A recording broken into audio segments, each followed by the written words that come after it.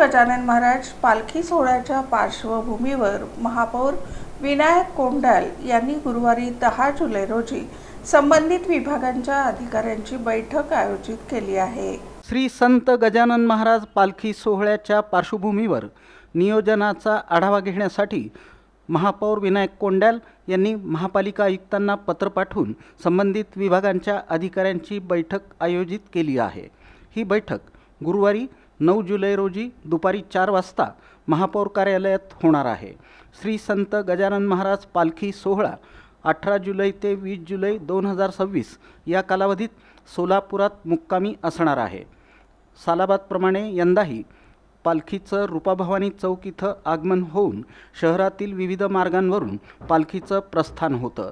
यंदा भैया चौक इथं सुरू असलेल्या पुलाच्या कामामुळं पालखी मार्गात बदल करण्यात आला आहे।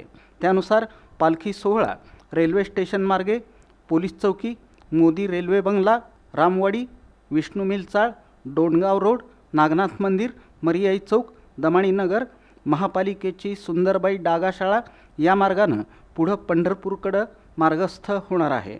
या बदललेल्या मार्गावरील अडथळे दूर करणं, स्वच्छता, रस्त्यांची दुरुस्ती, पिण्याच्या पाण्याची व्यवस्था, वाहतूक नियोजन तसंच इतर आवश्यक सुविधा उपलब्ध करून देण्यासाठी संबंधित विभागांनी तातडीनं नियोजन करावं अशा सूचना महापौरांनी दिल्या आहेत।